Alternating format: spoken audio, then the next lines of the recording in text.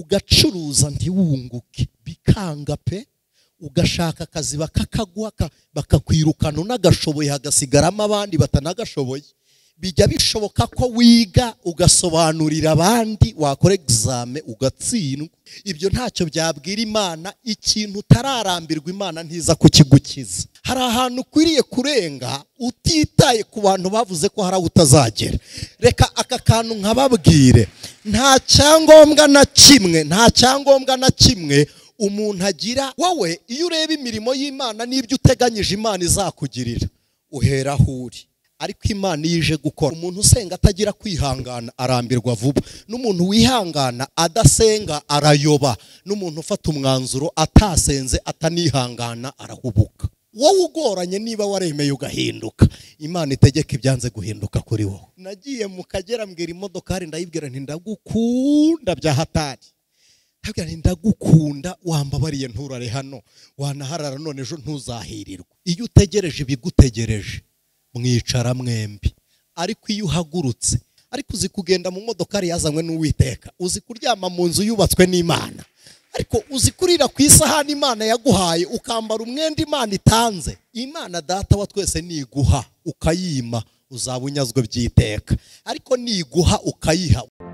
Ijwi ry'Umukanguzi. Igitabo cya mbere cya Samweli, igitabo cya mbere cya Samweli, aho abantu bakunda kuvuga ngo Samweli wa mbere, ni igice cyaho cya mbere. Ndaza kubinginga duhere ku murongo wa 16 dusoze no 27. Igitabo cya mbere cya Samweli, igice cyaho cya mbere, murongo wa 16 tuze gusoza n'umurongo wa 17. Nkunda kubivuga mbere yuko nsoma Bibiliya. Iyo abantu bari gusoma Bibiliya bihuta batitaye ku nyandiko bayisoma nk'inyuguti, ariko iyo uri gusoma utekereza ku magambo uri gusoma, aho kugira ngo urebe inyuguti muri Bibiliya ukuramo ubuzima, ukuramo impinduka. Rero ndaza kubinginga mu kubaho kw'Imana kugira ngo iri jambo ryumve nk'iryawe. Hana nta uri muri iri teraniro, nta wundi Hana Imana izongera guha umwana utari wowe. Reka dusome. Aravuze ngo ntukeke yuko umuja wawe ari umukobwa w'ikigoryi, kuko ibyo navuze kugeza ubu nabitewe n'amaganya kandi n'agashinyaguro gakabije. Maze Eli aramusubiza ati, genda amahoro, Imana ya Isirayeli iguhe wayisabye. Hana aramusubiza ati, umuja wawe mbonere imbabazi imbere yawe. Nuko uwo mugore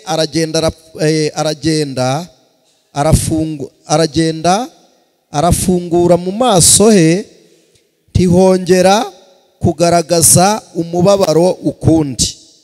19. Bukeye bazinduka kare mu gitondo, bajya imbere y'Uwiteka barasenga. Barangije basubira iwabo, basohora mu rugo rwabo i Rama.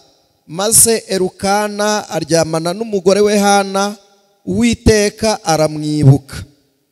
Igihe gisohoye Hana asama inda.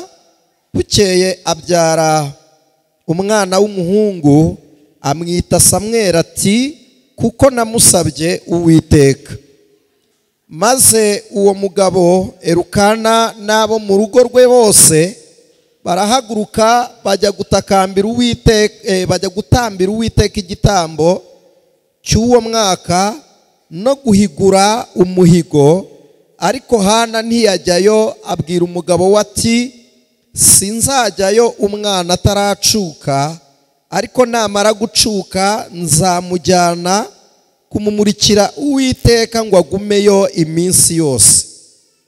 Umugabo we Elukana aramubwira ati, kora icyo ushaka, ugume aha kugeza ubwo uzamucutsa. Icyakora Uwiteka nakomeze ijambo rye. Nuko nuko uwo mugore agumaho yonsa umwana we kugeza aho yamucukirije. Amaze kumucutsa aramujyana, ajyana n'amapfizi 3 na efa imwe y'ifu n'imvumba y'uruhu irimo vino, amujyana i Shilo mu nzu y'Uwiteka. Kandi umwana nuko babikira impfizi bazanira Eli umwana. 26. Uwo mugore aravuga ati, Nyagasani, ndayiye ubugingo bwawe, ninjye wa mugore wari uhagaze iruhande rwawe bwa bundi nsaba Uwiteka. Uyu mwana niwe nasabye, kandi Uwiteka yampaye icyo namusabye. Mwakire neza iri jambo ku bwa Christo Yesu.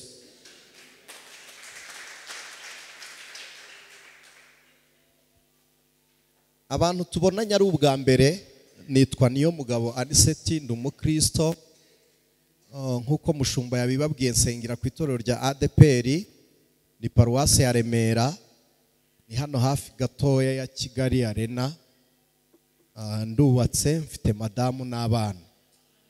Ngize umugisha wo kuboneka mwari no teraniro, kandi mpawe umugisha wo guhagararaho umukozi w'Imana yari ahagaze. Ndagira ngo mbabwire ko niba ari ikintu cyoroha n'ukubaka inzu fondasiyo yari ihari. Ntabwo bigorana, haba mu mibare, haba mu bakozi, haba mu bikoresho, haba mu biki, biba byoroshye kuruta kuyitangira. Rero ubwo turi kumwe n'abakozi b'Imana kandi babaganirije mu kirere cy'umwuka cy'ubushobozi bw'Imana, mpawe umugisha, Imana ishimwe. Nongeye gushimira Imana rero itumye duhagarara hano, abari online. Imana ibahe umugisha, abadukurikiye kuri Ijwi ry'Umukanguzi TV, ni platform nyuzaho ijambo ry'Imana umunsi ku munsi. Mushumba yababwiye ngo niho yambonye. Imana ishimwe ko yaciye iyo nzira kugira ngo mpagere, kugira ngo mushumba tuzahure namwe nze mbagirireho umugisha. Kandi ndabizi ko namwe muri buze kungiriraho umugisha ku bwa Christo Yesu.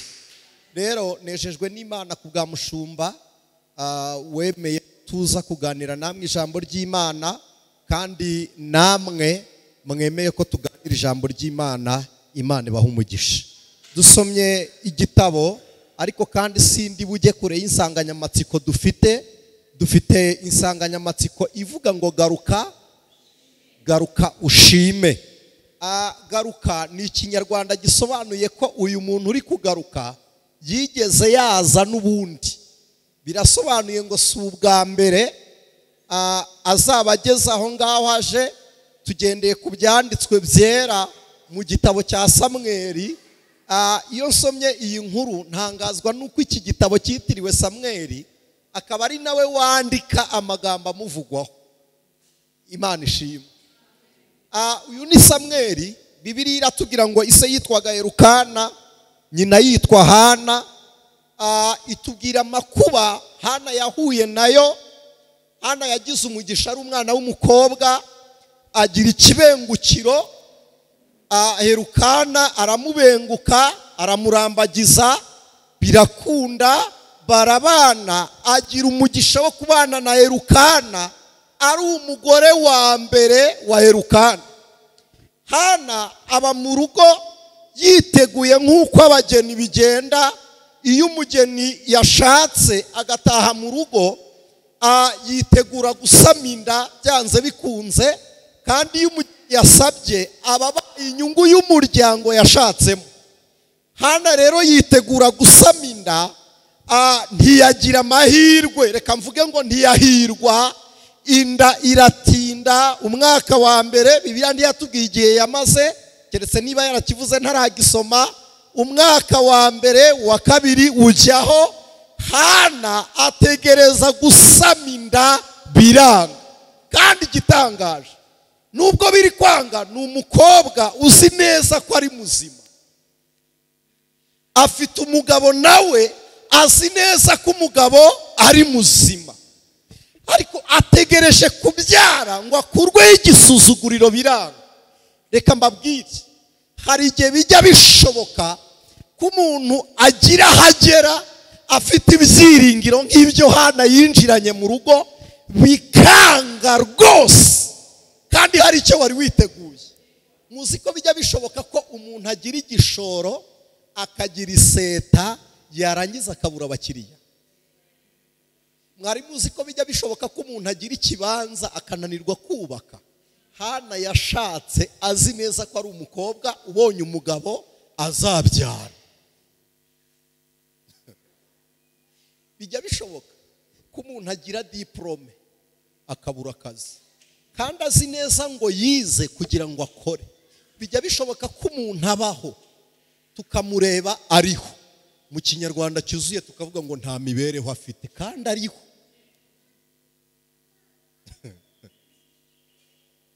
Tukavuga ngo uyu muntu nubwo ariho nta mibereho afite. Hana nubwo yashatse, nababwiye ngo nta Hana uri muri iri teraniro. Hana ntawe uhari.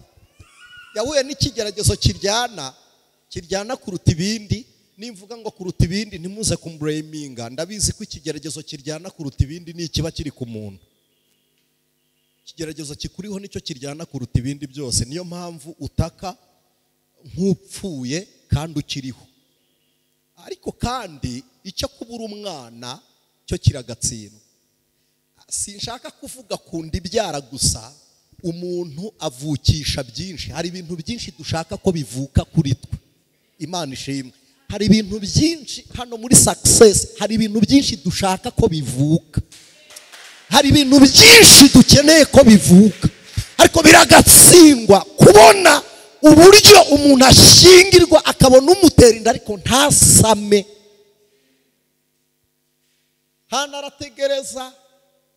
Hana arategereza biranga, afata umwanzuro. Aravuga ngo Ishiro habaye umutambyi, habaye inzu y'Imana, Ishiro habaye igicaniro. Aravuga ngo ubwo hari igicaniro hakaba umutambyi hakaba n'inzu y'Imana, Imana irahakorera. Aravuga ngo singuma mu rugo rero ndatera intambwe ngende. Abantu mwateye intambwe mukagenda Imana ibaha umugisha. Hari abantu benshi batazi umugisha uturuka mu birenge by'abakiranutsi.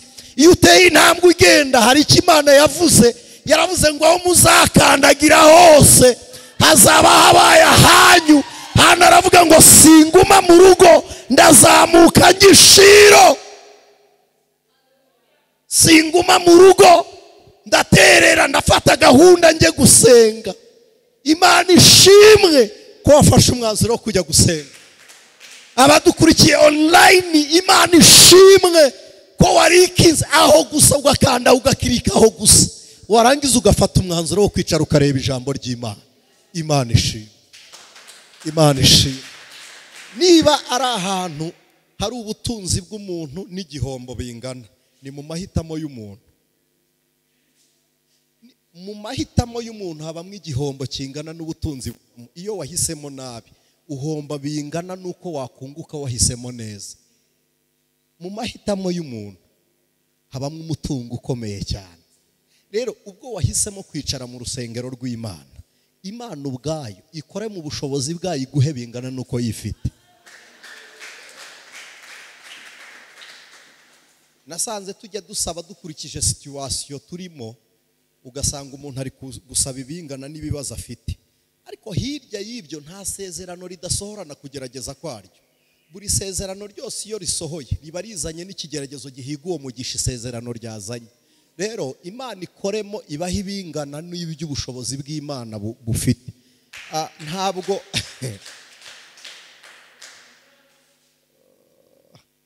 bigeze nabaho ndi mu buzima bugoranye ku buryo no kubona irindazi byari bigoranye. Noneho nari kumwe na mwene data uyu nguyu muri ubwo buzima. Noneho tujya gusaba akazi ko gupakira imodokari, kuyipakira amabuye, itaka ryakoraga amareterite yakoraga mu mihanda n'ibindi. Ngezeyo barambwira ngo we ntabwo tukwemera. Ndataha njya gusenga, ndapfukama mbwira Imana ntibarira nibura umpe gupakira ku modokari umunsi umwe. Nibura ninyipakiraho rimwe nkabona ibiceri bya desa 50 ndabwira ndagushima. Mu by'ukuri iri sengesho ryanganaga na situation. Uyu munsi hari igihe mbireba ngaturika ngaseka nkabwira Imana ntushimwe ku Mwuka Wera agorora amasengesho akayageza imbere y'Imana atangana n'ibitekerezo by'umunyamasengesho. Amasengesho abayagera imbere y'Imana angana nuko twasenze, angana n'ibitekerezo byacu. Abenshi bajya bahomba bagisubizwa, ariko Umwuka arayagorora akayashyitsa imbere y'Uwiteka bingana n'ubushake n'ubushobozi bw'Imana. Imana ishimwe. Hana nawe aravuga ngo mbabariye mu rugo, aravuga ngo singuma hano. Ariko ataragenda Elukana areba umugore. Ni ukuri Elukana yakundaga Hana, ariko yari amukeneyemo urubyaro. Arubuze aramubwira ngo mugore mwiza sinkwirukana, ariko kandi nabwo ntabwo nagutunga wenyine. Aravuga ngo ntabwo nkwirukana ariko sinkugumana, nkeneye umwana. Hana we nkeneye umwana kandi ntubyara. Tujye tuvugisha ukuri, hari abantu batakugumana kuko ibiganza byawe ntacyo bibyara. Hari inshuti zikureka bitewe n'igihe ugezemo ntacyo ibyara. Elukana aravuga ngo sinkwanga rwose, ntabwo nkwanga ariko nta mwana nkubona, kandi njyewe nkeneye umwana, ndamukeneye. Hana ngo agate mu mutima karamuvuna kuruta ibindi. Niba ari ikintu kiryana ni ukubona usimbujwe n'umuntu ufite igikenewe wowe utari ufite. Hana biramukubita. Umugore witwa Penina akibona Elukana, ijoro bararanye Penina arasama. Ijoro bararanye Penina arasama. Nigeze najya gusaba akazi njya ahantu, umumama umwe ni umumizirima,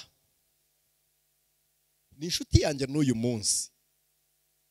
Yaranzi nkiri umumizirima, maze kwakira agakiza ndakubitika kabisa. Njya kumureba ndamubwira nti ni wowe wampa akazi tugakorana ntubangamira imyemerere yanjye. Arambwira ngo nta kibazo. Dukorana iminsi 3 yonyine. 3 narakoze. Ninjoro aryamye arota ndi kumuniga mukubita Bibiliya, nkamuniga nkamukubita Bibiliya, nkamubwira nti wabaye inkomyi y'ubutumwa bwiza, ndekura nje kubwiriza. Ngira ibyago abyuka yirumye ari kuva amaraso. Arampamagara turicarana, arambwira ngo aya maraso ni wowe wayamvushije. Urebye ngira ngo yasaze. Ndamwira nti mami, ntabwo twigeze tubonanye nona. Naramutwaraga ngira ngo imodokari nayikubise mu mukoki nibura ariruma. Ndamwana ariko nta hantu nshobora kuba naba nisuzumye nsanga no mu muhanda ntaho nakoze ikosa. Arambwira ngo ya maraso, uyu munwa ubona wabaye gutya ni wowe wabiteye. Ndamwana ibyagenze biti. Arambwira ngo nakurose ufite Bibiliya uri kuniga, umbwira ngo ni inkure kure nabaye inkomyi y'ubutumwa bwiza ujye kubwiriza. Arambwira ngo rero kuva nonaha amafaranga wahembwaga naya ku kwezi nari kujya nguhemba naya ku munsi wa 3. Arambwira ngo yajyanire rimwe utazanagaruka mu nzozi ukangirira nabi nakwimye amafaranga yawe, yatware wigendere. Bijya bishoboka ko Hana ajya gushaka umugabo ntasame.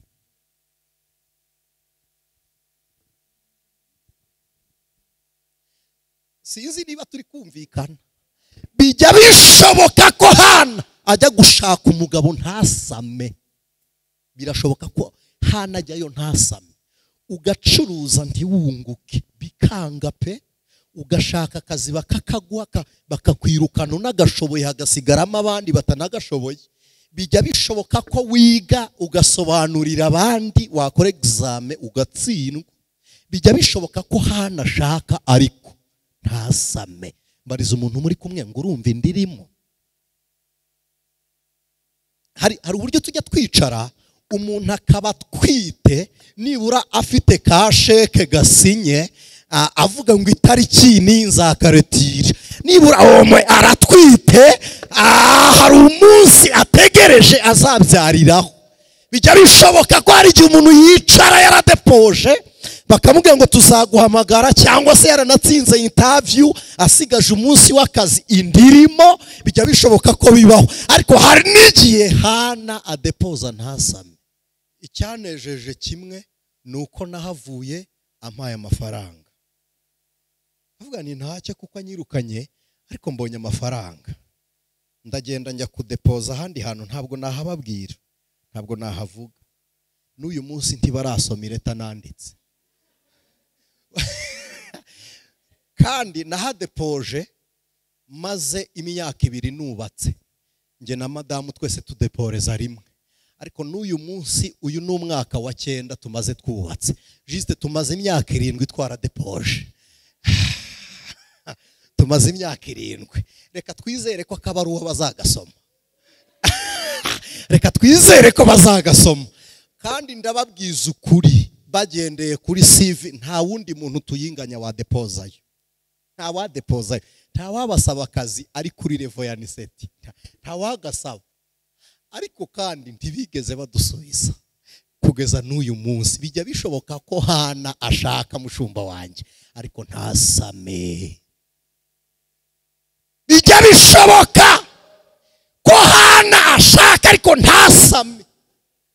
Ukajya mu muryango ukunda umuhungu wabo ugashyingirwa, ukimuka mu iwanyu ukajya iwabo, wagerayo ntibagukunde. Atari ikibazo cya Erukana, si ikibazo, ntabwo ari ikibazo cya Erukana. Na Sara si ikibazo cye. Sara ngo ajye kubona abona Penina akubiseho umwana wa 2. Ariko nawe tangazwa nuko wajyaga kwishura umuntu yicaye muri karitsiye, uriza urasoje ugiye kudepoza muri kampani ye atarigeze yiga. Bijya bishoboka ko Penina abyara, Sara atarabyara, kandi urugo ari Sara warubanjemo. Bijya bishoboka. Bijya bishoboka. Penina kubitaho undi mwana. Sara arangije aravuga ngo ibanga ribishiro. Aravuga ngo ntiwambyara na rimwe, ngo mbyarane 2 ukubiteho uwa 3. None Erukana atangiye gutaha atinze, ashobora no kuzaherayo. Aravuga ngo singuma hano ndazamuka ishiro. Reka mbabwire, hari ibyazaga gahoro gahoro donyi nka serumu, none uyu munsi nabyo biri kwikupa. Hari igihe byazaherayo ntiwamenya. Wigumaho, haguruka, zamuka umusozi, jya mu rusengero, egeraho ibirenge by'abatambyi biri. Hana aravuga ngo Eri arahari mu nzu y'Uwiteka. Aravuga ngo ubwo Eri ahari, ndajyayo ampuze n'Imana tutarahura nayo. Abantu badukurikiye online, njya mbabwira kubaho mu mubabaro. Niba ari ikintu kibabaje kibaho, ni ukubaho mu buzima utagira umushumba kandi uri umukristo. Kubaho utagira umushumba uri umukristo. Hana aravuga ngo ubwo Eri abayo, nimusanga yarampesha umugisha zibura inda yanjye. Buri muntu wese akeneye Eri, kabone niyo Eri yaba umunyantege nkeya, ariko ukeneye Samweli, ukeneye Eri na Erukana. Birashoboka ko Erukana yaje Samweli agatinda, ariko kwa Eri Imana ishimwe, Imana ishimwe. Ntabwo mbarambira, nshaka kugira ngo nsoze, mureke mbabwire. Hana arazamuka, agezeyo asanga umugabo witwa Eri. Eri yari afite abana b'abahungu b'inkorakozi.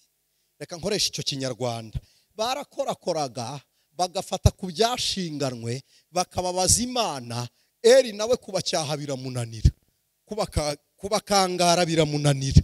Aragenda aragomwa, yibera umusaza wibera mu nzu y'Uwiteka, ategereje ko azasimburwa ari uko ashaje akisinzirira. Imana iragenda ibura umutambyi, ibura n'abahanuzi. Hana araza akora ikosa rijya rikorwa n'umuntu usenga amasengesho atagira forumire. Hari amasengesho abarokore bagira yo kuviyora, ukaviyora amategeko. Ubundi umuntu usenga ibintu biriritrije bihoraho, uwo nguwo ashobora kurata. Ariko hari abanyamasengesho bazi gupfukama ku munsi utari uw'amasengesho. Hari abanyamasengesho bazi kurira abandi bari guseka. Hari abanyamasengesho bazi kwigwandika imbere y'Uwiteka bakayibwira ngo narinje. Njya nkunda kuvuga umwana w'umukobwa wigeze yajya gusenga, Imana ivugira mu kanwa k'umuhanuzi iramubwira ngo nta mugabo nakuremeye, genda wiyakire ntuzashyingirwa. Umwana w'umukobwa aravuga ngo wavangiwe.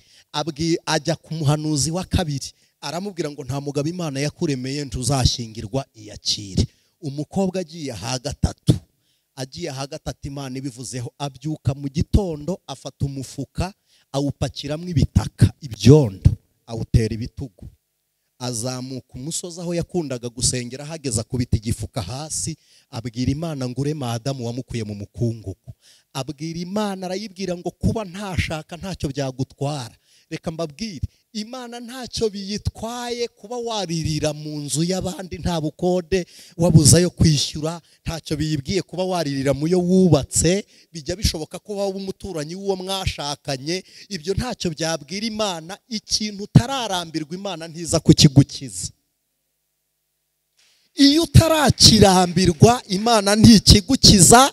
Bisaba gufata umwanzuro ukigira umurwanyi, warangiza ukabwira Kristo ngo ni wowe muneshi muri iyi ntambara, ni wowe unesha. Hari ibintu abarokore bajya bakira, hari ibintu bakira bakavuga ngo akaje karemerwa, kemerwe n'abagakeneye. Hari ibintu bidakwiriye ku buzima bw'abizera. Abantu barabigishije barababwira ngo isi ni ya Satani, ngo amafaranga ni umuzi w'ibibi. Ninde wababwiye kurya imizi y'ibiti? Muzarya imbuto zabyo, imuzi muyihorere. Isi nibiyuzuye n'iby'Uwiteka, niko ijambo ry'Imana rivuga. Hari umugisha wawe utaravuka ugusaba gutera intambwe ngo ugere mu cyumba cyawo. Haleluya! Samweli ntiyari kuvuka nyina atahagurutse. Ndabisubiramo, Samweli ntiyavuka hana atasenze. Hari ikintu gituruka mu kanwa kawe, wowe ni wowe ugomba kukibyara. None rero hamagara umwana wo muri wowe, nibyo bizibura inda yawe. Hamagara umugisha wawe, uhamagare. Nawe ubwawo utegereje ko nyirawo uvuga.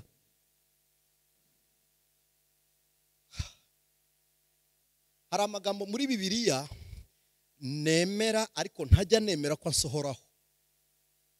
Nimbivuga ngo ndayemera ntimunyumve mu buryo bwo guhakana.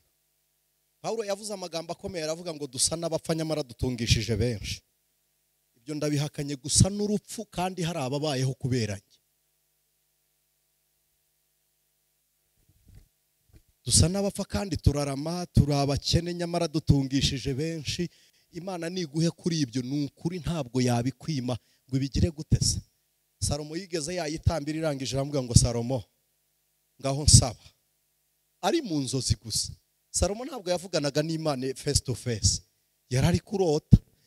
Imana iramubwira ngo nsaba. Salomo aravuga ngo igihugu data avuyemo n'abavandimwe banjye ndabazi ba duniya. Aravuga ngo n'abariya bose ba Salomo bagiye bashaka kunyaga data kandi akiriho. Aravuga ngo kiriya gihugu ndakizi. Aravuga ngo mwami ndafite ubwenge sinakiyobora.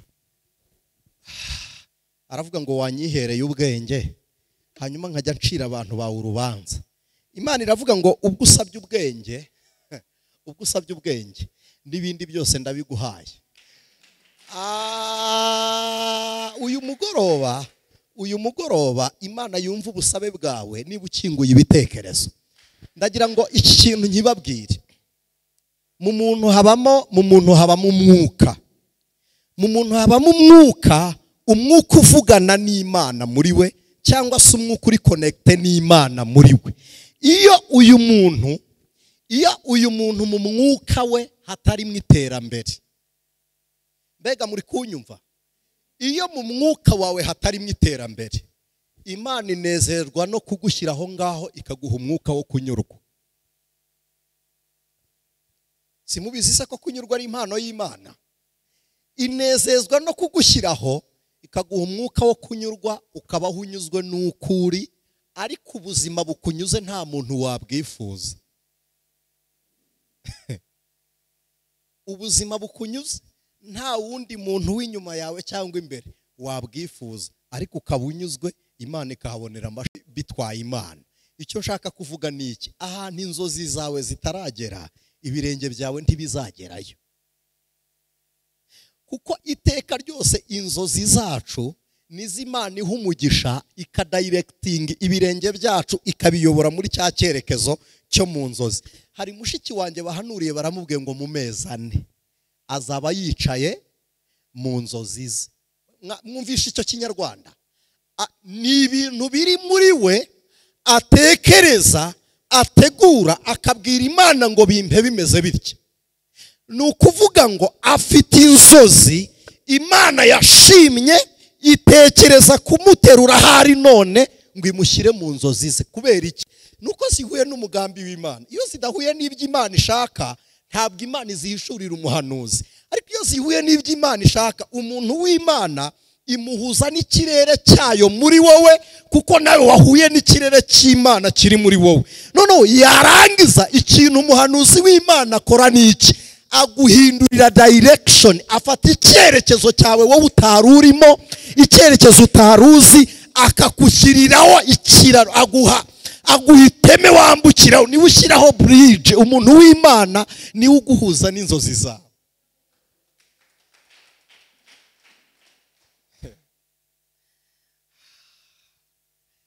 Hanazamuka ishiro, agezeyo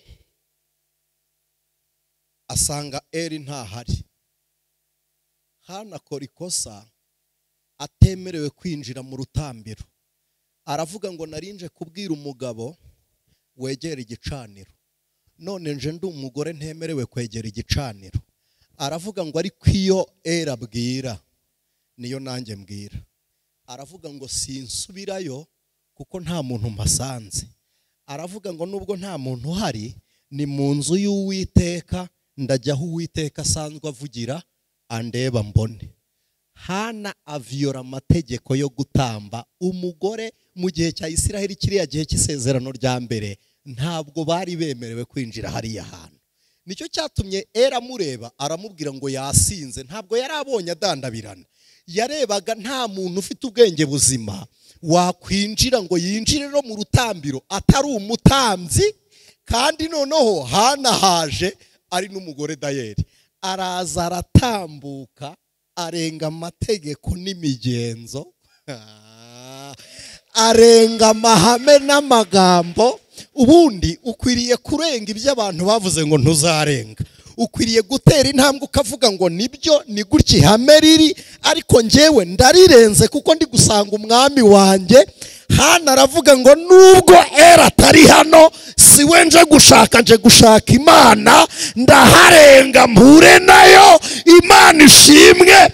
Ukwiriye kurengaho sogokuru na so na nyoko batarenze, ukwiriye kuharenga. Ukwiriye kurenga karande, ukwiriye kuharenga.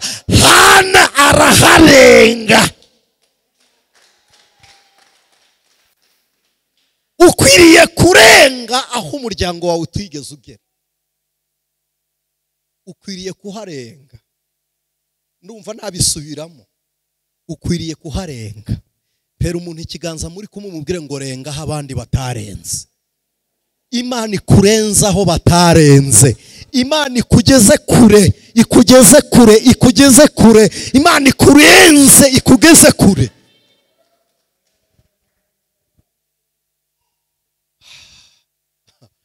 Hari umugabo twasenganaga yitwa Jebera. Yitwaga Jebera kuko Imana yamutabaye.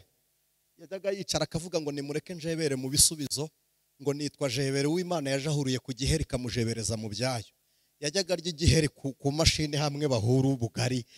noneho amaze kujya abona ibiryo akicara imbere y'ibiryo akabwira uti reka nkujebere iruhande Uwiteka yarakuzanye. Icyo gihe hari hagezweho agasenda k'akabanga, arangije ahagarara mu cyumba cy'amasengesho aravuga ngo hari umwanzuro nafashe. Turamubaza ati se wafashe ubuhe mwanzuro? Aravuga ngo nta kuntu urusenda rwagera muri Amerika jebera ntaragerayo. Aravuga ngo ntibishoboka, urusenda rutasenze, urusenda rutagira isezerano, urusenda rutaremwe n'Imana rujyaho ntagiye gute. Aravuga ngo ntangiriye ndege ndayurira. Mureke mbabwire inshuti z'umusaraba, hari ahantu ukwiriye kurenga utitaye ku bantu bavuze ko hari utazagera. Reka aka kantu nkababwire, nta cyangombwa na kimwe umuntu agira Imana iheraho ikora imirimo. Nta niveau d'étude n'imwe Imana igiheraho isubiza umuntu. Nta buzima waba urimo ubwo ari bwo bwose buba fondasiyo y'imirimo y'Imana, never. Imana ubwayo iyo ijya gukora yiheraho kuko niyo tangiriro.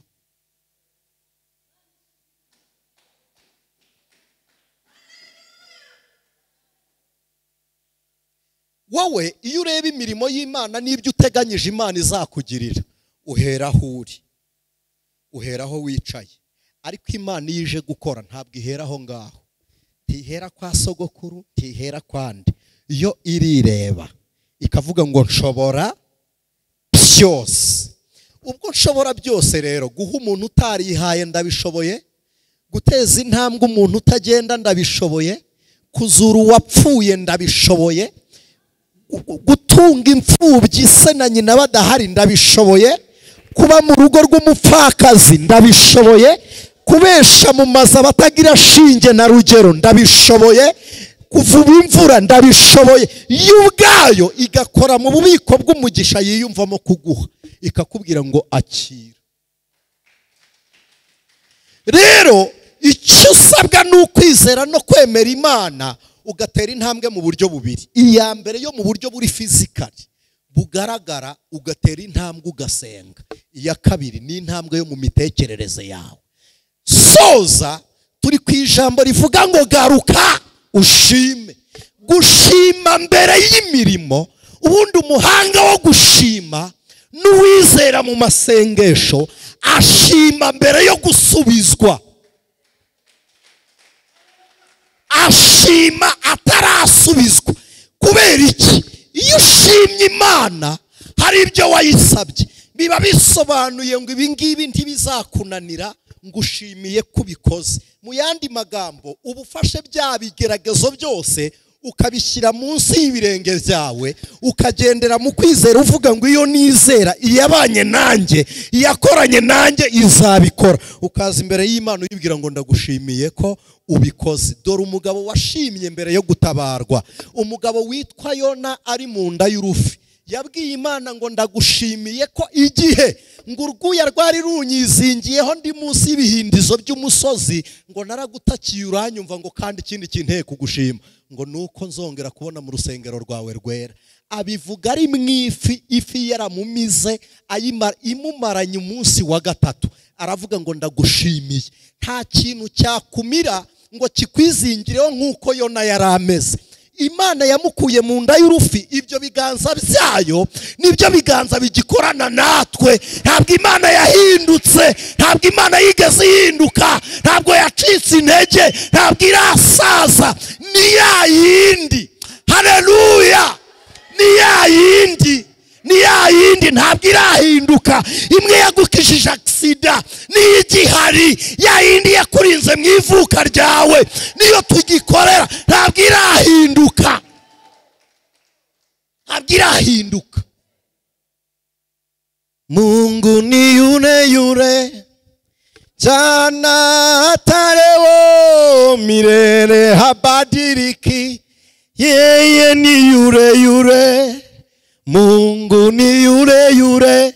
Imana ni ya yindi kumwe yakoraga ku kiriba inayina akavuga ngo upfuye azuka, bya biganza biracyahari. Haleluya, ya maboko aracyahari. Mumwikirize n'abandi. Haleluya. Imwe yaramye umwana mu nda y'ingumba, n'ikiri ku rutonde rwo gutanga abantu iracyarije. Imwe yabwiye Aburahamu ngo reka Isaka, dore igitambo ngikiriye, niyo Mana dusenga. N'uyu mwanya hari igitambo yakubonera, hari inda yavuka. N'uyu mwanya hari umusozi wahuriraho n'Uwiteka, biracyashoboka. Twajyaga turirimbisha ikorasi ivuga ngo ibiganza bya Yesu biracyakora ibitangaza. Ibiganza bya Kristo biracyakora. Ibiganza byafasha Abudurukarimu biranterura birambwira ngo jya mu rusengero ubwiriza ubutumwa bwiza. Niki kindi cyari kunzana n'iseti mu rusengero kubwiriza? Iyo gahunda sinari nyifite, sinigeze nsengera kuba umukristo. Iyo ibiganza by'Imana bitaraguterura ugira ngo uraremereye. Ubuzi kuremera ariko biraguterura ukoroha. Ndagira ngo aka kantu nkababwire mukamenye, mu isi ibintu Imana yaremye bijya biyigora gusa. N'umwana w'umuntu niwe ugorana kumva, ariko ibihe iyo Imana ibigiye ngo hinduka biremera bigahinduka. Humura, niba wowe ugoranye, niba waremeye ugahinduka, Imana itegeka ibyanze guhinduka kuri wowe. Maze iminsi nganira n'abantu kwizera. Iyo kwizera kutaraguhindura, ntabwo wagusengeramo ngo uguhinduze ibintu kandi we kutaraguhindura. Ariko iyo kwizera kwaguhinduye ugahindurwa no kwizera, urahagarara ukabwira ibindi ngo nanjye narahindutse, nawe hinduka.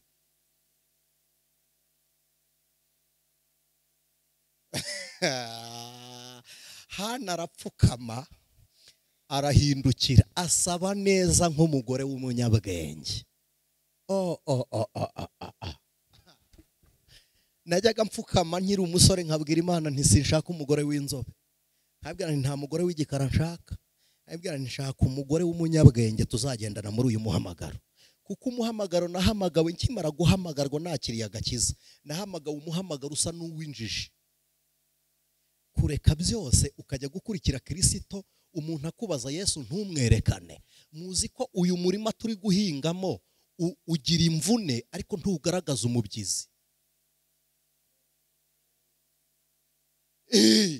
Uyu murima ugira imvune ziterekana umubyizi. Keretse iyo umuntu ugushaka mu mubyizi agusanze mu gihe cy'isarura ukamubwira ngo nejeje ibi. Ariko ubundi ndabarahiye urabuhinga shwi.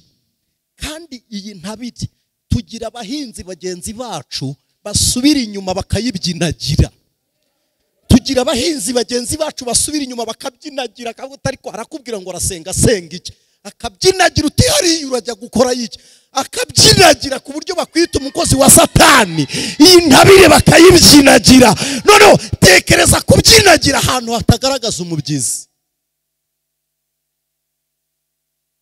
Umubyizi usanzwe utabonekaga, none barahabyinagiye. Ndavuga ni ninde uzamfasha uyu muhamagaro tukabigendana? Mubwira Imana ni ndakwinginze uzampa umuntu bikwiye. Niba ari ikintu mu isi Imana itanga ikabimaza umugabo umubabaro w'iteka ryose, ni umugore muzima. Niba hari ikintu umuntu ahura nacyo akarira by'iteka ryose, ni umugore mubi. Niba hari n'ikintu gisetsa umugabo mu muhanda ukaba umugwa neza ugatanga ibyo ufite utizigamye, ni ukugira umugore mwiza. Salomo yaravuze ngo naramubonye ameze nk'ibuye ry'igiciro cyinshi ryitwa marijane. Aravuga ngo bene uwo mugore abyuka mu gitondo adasiganye n'abagaragu, ngo agakora ashaka ibyo gutunga umugabo.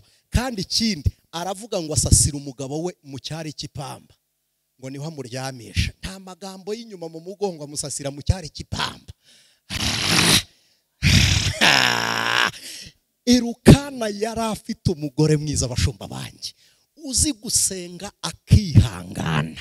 Ubundi yari afite intambwe ya mbere y'amasengesho. Ubundi umukristo agira inzira eshatu zikemukirwamo ibibazo bye: kwihangana, byakwanga ugasenga, byakwanga ugafata umwanzuro. Ni ibintu bitatu: gusenga, umwanzuro no kwihangana. Umuntu usenga atagira kwihangana arambirwa vuba. N'umuntu wihangana adasenga arayoba. N'umuntu ufata umwanzuro atasenze atanihangana arahubuka. arahubuka. Iyo usenga ukashyiraho kwihangana ugashyiraho icyemezo, Imana irakureka avuga ngo voila, asa n'icyemezo cye. Irakureba ikavuga uti antuka arasa n'icyemezo cye. Hari umugabo wabyutse mu gitondo witwa Eliya, abyuka Imana itavuze, aravuga ngo dukumbuye imvugo y'Imana, igituma itavuga n'abahanuzi ba Bayali. Abyukira kwa Ahabu, aramubwira ngo narinzanywe no kukubwira ngo mbaye mpagaritse imvura. Ntabyo Imana imubwiye, nta n'ibyo yamubwiye ko izakora. Afata icyemezo gisa no kwihangana n'amasengesho ye. Imvura ngo yisereganye, Imana irayibwira iti subiri, uwakuvuzeho afite ubutware pfiriye, asanzwe yihangana, nawe mwihanganire. Kugeza ubwo Imana yamubwiye ngo ntuzongere kugenda ku ifarasi, jya usinyara umuyaga. Eliya yari umuhanuzi w'umuriro, niko teoloji ivuga. Kandi ikindi cya kabiri, Eliya yaragurukaga, yaparikaga ku muyaga akaguruka. Muzasome Bibiliya 19 cyangwa 18 na 16, igitabo cya mbere cy'Abami. Yabwiye Ahabu ngo tunganye igare ryawe. Yabwiye umugaragu we Elisa aramuga ngo genda ubwira Ahabu atunganye igare rye, imvura iraje. Eliya yirukanka imbere ya Ahabu, nta gare nta farasi agira, aratambika imbere. Ariko Imana ni igitangaza, araguruka afata umwanzuro usa n'icyemezo cy'Imana. Umuntu wasenze wihangana, iyo afashe icyemezo agihuriraho n'Imana. Umukobwa yafashe icyemezo abwira Imana ngo kuba ntagira umugabo ntacyo bigutwaye. Aravuga ngo ariko njyewe biracyintwaye. Aravuga ngo nshaka umugabo kandi nshaka no kubyara. Arabigira ngo urema Adamu, Eva ntiyari ahari. Aribwira uti sinkugora, nshaka kureba uburyo urema abantu. Mureme nguyu igitaka nari nkizanye, uzaduhurizaho umugabo n'umugore bahurira.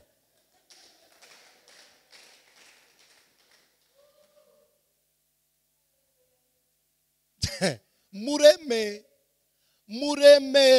ni wowe urema, mureme. Hari inda yanze gucura kuko itigeze ijyamo, ntiwigeze usama, niremwe none yicure kuko yabayeho. Hari ahantu utarajya, hari amagambo utaravuga, hari ambutiyaje utateza mu mujyi wa Kigali, urayiteza guteze. Hari abagabo twajyaga twicara tukaganira, nkabwa nti hari ijambo ntaravuga, nkabwa nti ntabwo ndabwira umuntu ngo fungura igipangu. Ntacyo nari mfite, nari kumubwira ngo afungure ikihese kandi ntaha muri ghetto. Nkabwa nti hari ambutiyaje ntazateza, ndambwa nti niduhurira kuri station ya essence, ntabwo uzambonayo, twari kuhahurira se mfite iki ko ntari kujya kuvoma yayo kunywa. Hari ahantu utarakandagira kandi bagera. Hari ahantu abandi bana bagera utaragera kandi wowe uzi ngo ntiwagerayo. Hano aravuga ngo ibyo nibyo ndashaka, atera intambwe aravuga ngo aha ndaharenga. Ayiwe, icyama mukanya umva muri uyu mugoroba aravuga ngo simpaguma hano ndaharenga. Nagiye mu Kagera mbwira imodokari ndayibwira nti ndagukunda bya hatari. Ntabwo nti ndagukunda, wambabariye nturare hano, wanaharara none ejo ntuzahirirwa. Hari igihe umuntu arambagiza umugisha w'inshuti yanjye.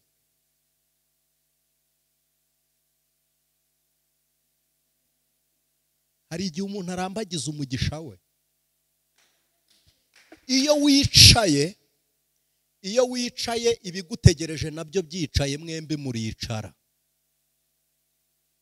Mwicara mwembi. Iyo utegereje ibigutegereje mwicara mwembi. Ariko iyo uhagurutse biraguhumurira ukamenya aho ibyawe biba.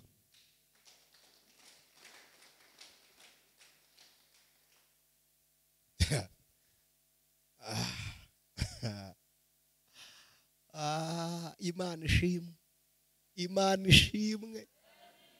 Hana umugore mwiza uzi gusaba, uzi gusaba kabisa. Ngishaka umugore nacitse intege kubera nta bushobozi nari mfite, dayimoni iransura iranganiriza. Nashatse umugore uzi guteka neza cyane. Noneho abantu bazi guteka bagira ikibazo cyo kugasipiya, kuko amafaranga yose ashirira mu birungo.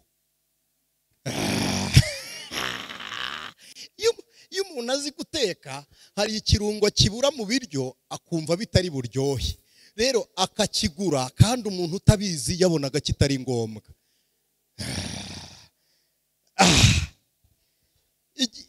Igihe kimwe mu dufaranga ndamubwira nshaka kurya, arambwira ngo ushaka kurya iki? Ndamubwira, arambwira ngo ndabigutekera neza. Ndamubwira urakoze. Ewe data we, yose yashiriye mu mboga. Noneho bukeye mu gitondo arambwira ngo ariko nubwo ugiye hari udufaranga twari dukeneye. Ndamwe se amwe naguhaye ejo. Araturika araseka arambwira ngo ariko nawe uri gitangaza, ngo yaraye ibirungo n'imboga. Ye baba we, ndamwana ibirungo ni iki? Ni n'imboga. Ndangije ndamwana ntabwo twazabaho gutyo ngo tubishobore. Akubita igitwenge araseka aravuga ngo kwizera kwawe gucogoreye ku mafaranga ibirungo byajyanye. Aravuga ngo kwizera ufite gucogoreye mu birungo. Umuntu utizera aburana nabo yahaye utwintica ntikiza ashaka ko bucya kongera akatubonaho. Ndamureba numva koko kwa kwizera nta guhari. Igihe kimwe turasohokana tujya ahantu tuguzeyo akantu, ntabwo ari ngombwa kuvuga ibyo twariye. Tuguzeyo akantu arambwira ngo ibi nanjye nzi kubiteka. Arambwira ngo ahubwo ni ukugira ubwoba ngo amafaranga arashira. Bukeye nkora amasengesho nsoma ijambo rivuga ngo ikuriraho ibya mbere gukomeza ibya kabiri. Ndavuga nantuka ntabwo ibintu bizajya biza bisanga ibindi, reka nkoresha ibintu bibyara ibindi. Niga kuvoma ikigega kugira ngo hamanukire mwandi, kandi reka mbabwire aramanuka akaza, akamanuka akaza, akamanuka akaza. Hari ibintu mujya mwiyima kubera ikigero cy'imitekerereze. Hano aravuga ngo aho ndarenga. Aravuga ngo Erukana ntabyo yampaye. Yarahindukiraga yaririra inyuma ya Erukana, Erukana akamukomanga akamguta isheri. My darling, urabizi ko undutira. Utubusi nkurutira abahungu barindwe. Hana agahindukira akavuga uti se abandutira yarababyaye hanze. Iya ndera ngenyine ntakenera ababyara niba andutira barindwi. Ngewe iyo murutira numwe basi ntajye gushaka undi. Aravuga ngo hoya birongera binzindure. Agezeyo ahera, agezeyo asanga Eri ntawuhari. Asanga Eri asohotseho gatoya. Hari umugabo wari ufite nyina ntiyarebaga. Yabanaga n'ubumuga bwo kutabona. Icya kabiri, uyu mugabo nawe ntiyabyaraga, nta bana yari afite. Icya gatatu, yari umukene cyane ariko akaba umukirisitu. Agiye gusenga Imana iramubwira ngo ndakumvisha ibyo wasenze byose, ariko nsaba kimwe ndahita ngikora nonaha direct. Si ikigeragezo gikomeye? Nsaba kimwe ndahita ngikora nonaha. Imana iramubwira ngo kimwe ndahita ngikora. Aravuga ngo nsabe ko mama ahumuka. Nahumuka ntareba abana banjye. Nsabe ko umugore abyara abana mama atazabona. Nibavuka se tuzarya iki? Umugabo arangije abwira Imana ngo mbonye kimwe ndi bugusabe. Aravuga ngo nshaka kubona mama areba abana banjye barira ku isahani ya zahabu.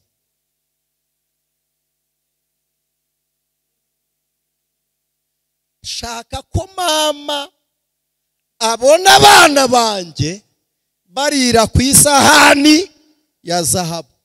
Nyina ntazabona agihumye, ntazareba abana batarabyara, ntibazarira kuri zahabu bakennye. Muri Garuka Ushime, Imana ikwigishe gusenga, yongereho kunyurwa kugira ngo ibyo ushimisha Imana utabigundira bikaguteranya nayo. Hana areba Imana arayibwira ngo uwite, ntabwo ari njye njyenyine w'ingumba. Arayibwira ngo nsanze iki kibazo njye nawe tugifatikanyije. Aravuga ngo bene Eri aho barurahazi babaye abana b'ibigoryi. Eri nawe urabona ko atari hano. Aravuga uti ari umutambyi yabuze mu nzu yawe, n'abahanuzi ntabahari, ntawe ucana itara ryawe. Aravuga ngo ariko umpaye umwana ngakira ubugumba, namuguha ukamwuzuza umwuka akaba umuhanuzi wawe, ngakira ubugumba nawe ukabona umuhanuzi.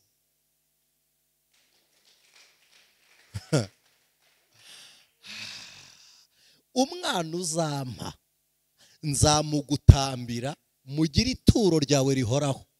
Ikintu nshaka ni kimwe, njyewe kumuguturira ntacyo bintwaye, nshaka kuzibura indibyara uwa mbere muguhe, nimara kumuguha azakurikirwe n'abandi benshi, ntacyo bitwaye. Nzaba nitwa nyina w'umwana wampaye, ariko nabwo ukorera Uwiteka, kandi nawe uzaba ukiza urubwa rwo kutagira umuhanuzi n'umutambyi uhagarara mu rusengero. Imana yumva Hana asabye ikiri ku mutima w'Imana, Imana iramwumva iraceceka. Hana agiye kumva yumva ibirenge bya Eri. Hana areguka yunamuka, bahura na Eri ava mu ihema. Eri amurebye aravuga ngo ntiwakwinjira hano utasinze. Muzi ko hari igihe umuntu akureba uri gusenga akagira ngo uri umusazi, wirirwa hariya nta soni, nawe ufite ubwenge, ugafata iminsi 3 nta kurya nta kunywa ngo uri gusenga. Aravuga uti ni inzoga zaguteye kwinjira mu ihema. Eri aramureba aravuga uti wa mugore we, uzageza ryari isindwe ryawe? Kandi igitangaje bari batarahura Hana yasinze, ariko yaramurebye abona ahubwo yaraborewe, ntiyaza aho ngaho rutaramwishe. Aramubwira ngo uzageza ryari isindwe? Aravuga ati nkurahiye Uwiteka, ntabwo nasinze, nari nifitiye akababaro n'agahinda kenshi k'ibyo naciyemo. Ahubwo tubongewe hari agahinda naciyemo kamarira y'umwana wa Penina, najya kumuhoza akambwira ngo ntuzi kurera ntiwarera utarabyaye, rekeraho. Hari uburyo umuntu agushinyagurira. Hana baramushinyaguriye arababara. Eri aramureba amuhanurira ubuhanuzi bw'iteganyagihe. Aravuga ngo umugore uvuye ahera adapfuye akinjira hariya umutambyi adahari Uwiteka ntahamutsinde, Imana ntiyamukurira mwaho. Aramubwira ngo umva mada, Uwiteka aguha icyo umutima wawe ushaka, icyo wasabye Imana, Imana ikiguhe. Nsoza, Hana abyara umwana mwita Samweli, bisobanuye ngo niwe nari narasabye Imana. Imana niguha igisubizo kizitirirwa imirimo y'Imana. Kubera ko abanyarwanda tudakunda kunyurwa kandi twitirira ibintu abandi, Imana igiduha yamaze kutumaraho ibintu n'abantu kugira ngo bizayitirirwe. Igukuraho abantu bose b'umumaro ikabajyana hariya, n'ibintu byose ikabihakura ikaguha ihereye kuri 0 kugira ngo bizitirirweyo. Kuko iyo ibikoze hari ibindi mufite, muvuga ko byaturutse kuri bimwe byari bihari. Niyo mpamvu abanyarwanda bajya bavuga ngo Imana ifasha uwifashije, barababeshye. Wifashije iki se kugira ngo igufashe? Wihaye umwuka irangije guha inzara, cyangwa wihaye intoki yishyiraho umusatsi, nyine ubwo ni igiki wifashije? Nasomye Bibiliya irambwira ngo umuntu akiraniwe ntacyo anyaza Imana, ngo nakiranutse ntacyo ayihaye.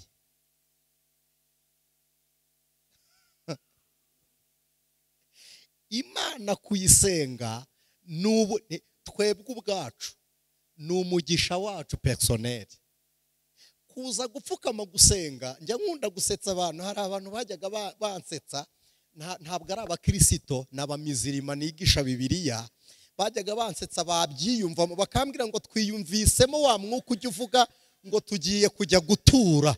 Noneho bakambwira ngo ubwo batuye bafashije pasiteri. Hari n'abakristo babizi batyo. Ntabwo gutura ari ugufasha umukozi w'Imana, gutura ni ukuramya Imana umwizerereramo. Ntabwo itura ari imfashanyo. Rero twebwe ubwacu iyo tubikoze nk'abari gufasha Imana, Imana irakureka bwa bufasha bwawe bwose bugashira.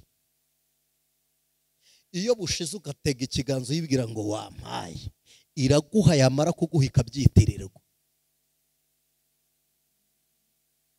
buke mu gitondo Hana yavuyeho, niko Bibiliya yatubwiye ngo bukeye barongera baragaruka. Noneho ntiyaje wenyine, yabwiye Herukana aramubwira ngo ninjiye ahera, nagezeyo mvugana n'Uwiteka, ariko kuva nagera i Shilo hari ijambo numvishe rituruka mu kanwa k'umuhanuzi.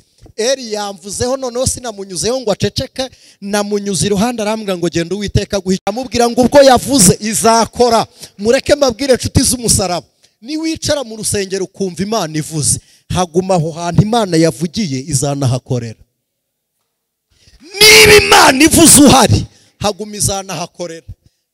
Hana aramubwira ngo noneho tujyane, ngo bukeye bavuyeyo. Siko twasomye Bibiliya ngo amutera inda ngo arasama. Mbabarira undebere Hana wasamye inda. Ntabwo nzi uko witwa, wenda uriyizi. Reba Anicet wasamye, umaze iminsi ubayeho mu buzima bugoranye, ariko reba noneho wasamye utegereje. Hana ngo asame inda, Mana nyagasani ntiyayihisha, arayifiringa, agenda yitwara nk'umuntu utwite inda ifite se, yitwara nk'umuntu ufite inda yavuzweho n'Imana. Ndakwifuriza gusama inda iturutse ku Uwiteka, wifurije gusama inda y'isezerano, wifurije gusama inda y'amasezerano. Haleluya! Hejuru y'amagambo wavuzwe, inda y'ijambo ry'Uwiteka yinjira muri wowe, imirimo y'Imana ikuyoboke. Haleluya! Reba hano uri gukorosinga imbere ya Penina yasamye. Yo. Umunsi wa mbere ngura ikibanza mu mujyi wa Kigali. Munsi wa mbere ngura ikibanza mu mujyi wa Kigali nakivuyemo saa 12. Navuze ni ndahirirwa. Izuba rirenze nibuka ko ntanzi hari, ndavuga ni ntacyo. Nubwo nari mpari ariko nasamye. Haleluya! Nasamye. Muzi indege bwa mbere ngiye kubwiriza narazindutse ngo inyuma y'ikibuga cy'indege, ndavuga nti ntacyo. Narizinduye inshuti z'umusaraba, ndavuga ni nta kibazo. Hana yari yasamye, Imana ishimwe. Hana yari yasamye, mubwira ngo iyinda yinjiye, imyitwarire irahinduka, imvugo irahinduka, imyifatire irahinduka. Imana iguye gusama muri Garuka Ushime, Imana iguye gusama, Imana ishimwe. Umuntu reba ari gukorosinga imbere ya Penina. Penina agiye gukanura amaso, abona inda yaragezemo. Herukana wari wararenze urwe. Ndi kwanga kubivuga mu Kinyarwanda kugira ngo bitazamo gukorwa Kinyarwanda cy'urukozasoni, ariko bijya bishoboka ko Herukana arenga uburiri bwe kuko ubwahana butigeze bubyara umusaruro. Herukana arebye abona Hana aratwite. Niba ari akantu kanejeje umunsi wa mbere. Madamu atwite umunsi wa mbere. Yewe data we, nari nkumbuye kureba umwana uvuye mu maraso yanjye. Nari nkumbuye kureba kandi Imana yavuzeho, yakavuzeho ndi muri Libana ahantu bita Kayira. Imana irambwira ngo saba icyo ushaka. Ndayibwira ntukore mu bushobozi bwawe, umpereze bingana n'ibyo ufite. Numvaga gusaba biri bumve, ndayibwira ntubibingana n'ibyo ushoboye gutanga. Muhanuzi ajya mu mwuka arambwira ngo hoya, ngo shyiraho ikindi kintu ngo cyature mu izina. Ndavuga nti Imana izampa umwana ngo mwite izina. Ndavuga ngo mwise Kayira kuko nari ndi Kayira. Ngo azaba ari iki? Ndamwana azaba ari umukobwa, ntacyo bitwaye. Tugisaminda mpita nkumbura kureba Kayira, Imana yavugiye Kayira. Ariko uzi gutwara inda Imana yavuzeho utarabona fiance. Ariko uzi kwicara mu kazi Imana yavuzeho abandi bagahabwa n'amashuri yo kagahabwa n'Imana. Ariko uzi kugenda mu modokari yazanywe n'Uwiteka. Uzi kuryama mu nzu yubatswe n'Imana. Ariko uzi kurira ku isahani Imana yaguhaye, ukambara umwenda Imana itanze. Ihorere. Uzi mumwikirize.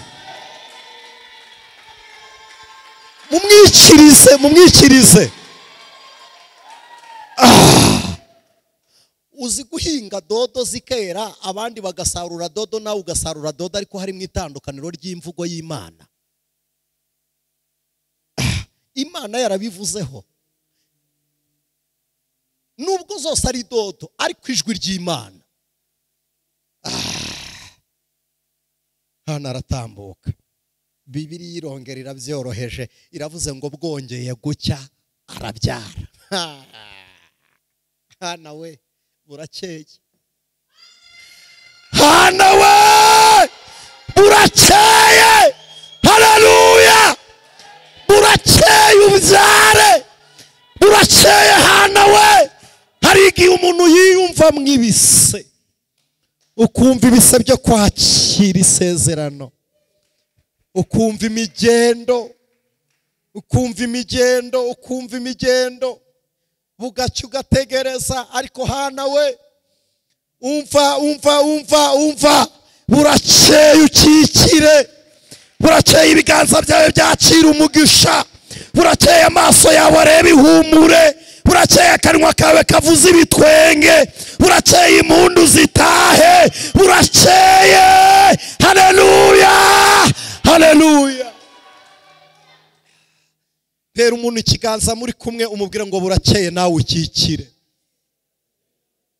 Ntabwo mvuga umwana nka Samweli gusa, burakeye nawe ukikire, burakeye nawe utaha iwawe, burakeye. Imana ishimwe, Imana ishimwe. Burakeye, burakeye. Hari umunsi uzacana wake, kuva uwo munsi imbeho izashira, uwo mutwaro uza kuva ku mugongo, ineza y'Imana izakomaho.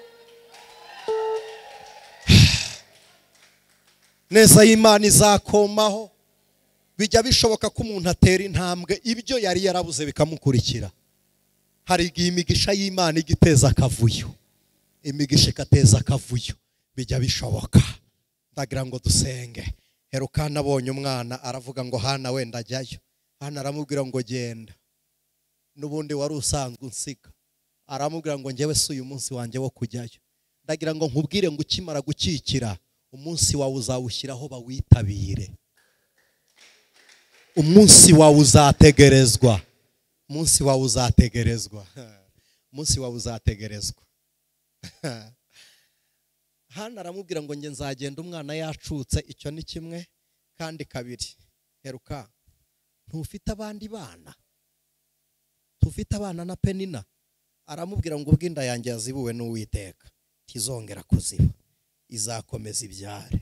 Dore igitangaza, mumbabarire mumbwire niba muri abahanga n'ibi bintu mubimazemo iminsi. Hagira umuntu umwe umbwira izina ry'umwana wa Penina, izina ry'umwana wa Penina. Hari umuntu umuzi? Mwari muzi ko ibintu byihuta bikaza bitagira izina, ikintu gitinze cyaza kikitwa izina? Ibintu birihuta ntibigire izina, ariko igitinze kiza gifite izina. Imana iguha umugisha ufite izina, Imana iguha umugisha ufite izina. Abantu badukurikiye online, Imana ibaha umugisha ufite izina, Imana ibaha umugisha ufite izina. Hana araza, ageze hamwe yasabiye, arahinjira. Yinjira hamwe yapfukamye ari kurira. Arahareba, arongera arapfukama, ahagarika ka Samweli imbere yaho yajyaga arambiriza ibirenge.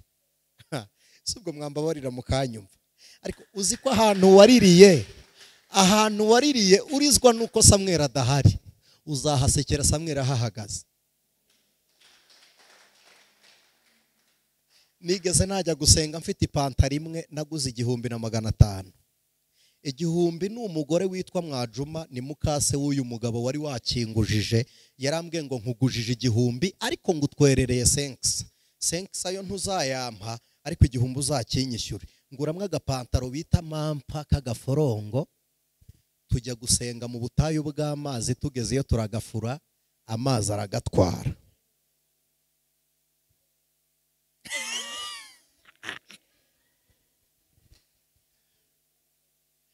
Amazi aragatembana.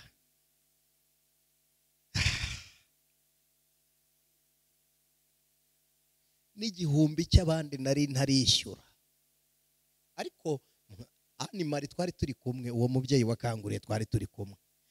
Ndahindukira mfukama mu mugezi nubikamo umutwe ndarira kugira ngo batabona amarira, nyavanga n'amazi. Ndaboroga mbwira Imana n'Uwiteka we zirankoze, ndava hano nambaye iki? Ndava hano nambaye iki? Ndayibwira nti zirankoze Uwiteka we. Nari mbabaye nyine kuri mwebwe, iryo shimwe riraciriritse kuri mwebwe. Noneho akajingisi nari nsigaranye, turataha, twari mu rugo kuri bariko hanze mu rugo, ndi kumwe n'uyu muvandimwe, twabaga turi kumwe. Ngira ntya ngiye kwicara, ngize gutya agahita gaturika hano. Ndarira, uyu muvandimwe abonye nta kindi abikoraho arakata aragenda. Niwo munsi yagiye gusaba akazi ko gupakira, ngiye kugasaba barakanyima. Ahembwe uwo munsi yahembwe amafaranga, araza aranyogoshesha, angurira mwirindazi n'ubunyobwa. Namwe mwumve hana uri kuririra ahera. Imana yari yaravuganye natwe, kandi n'ubundi yavuganaga natwe. Uri kuririra, ndahapfukama ndarira. Mana nyagasani we. Rero nigeze najyayo haciyemo igihe, ngiyeyo fata ipantaro imwe nkajya mbwira amazi nti iyi niyo wayijyana, nti niyo wakongera ukayijyana. Reka mbabwire, hari igihe ahantu Hana yaririye azasubiranayo na Samweli. Hari igihe azasubiranayo na Samweli. Hari igihe Samweli azaza ugasubirana nawe aho waririye. Najyaga nsoza amateraniro, ndashoje simbarambira, nasoza amateraniro ngahagarara ngategereza umuntu mpari ifute nkamubura. Soje kubwiriza ngategereza umuntu mpari ifute, mbona ntangiye kubera abantu umusaraba.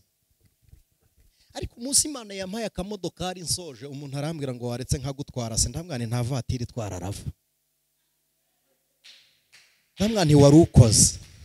Hari igihe aho waririye wowe wenyine uzahajyana n'igisubizo kihatembera. Ntabwo mwagize se ngo Samweli yarahapfukamye? Hari umwana upfukama se? Yarebye nyina apfukamye, Samweli arahataraverisa arahazenguruka. Ndashoje, Samweli azengurukaho nyina yaririye, kandi nyina yarizwaga no kutagira Samweli. Imana iguha ibitangaza bizengurukaho wababariye, amagambo bayavugiye. Imana iguha umugisha wazenguruka. Haleluya. Hana aravuga ngo ubu ngubu ubwo Penina ibingibi atabyibwira, n'Imana ishobora kubitibuka ko ari nge. Aravuga ngo nkurahiye ubugingo bwawe Uwite, ni njyewe wa mugore. Ni njye wa mugore. Ni njye wa mugore wari waje mbabaye. Aravuga ngo wampaye icyo nagusabye, ngaka kagahungu gafate nawe ugende, kajya kagucanira itara ryo mu rusengero. Imana data wa twese niguha ukayima, uzaba unyazwe by'iteka. Ariko niguha ukayiha, uzaba wakira ibisigaye mu biganza by'Imana. Garuka ushime, garuka ushime, garuka ushime. Nababwiye ko umuhanga wo gushima ashima mbere yo gusubizwa. Reka twitse hano dusenge. Urumva hari icyo Imana yakoze ukariganya ishimwe n'umuhigo. Garuka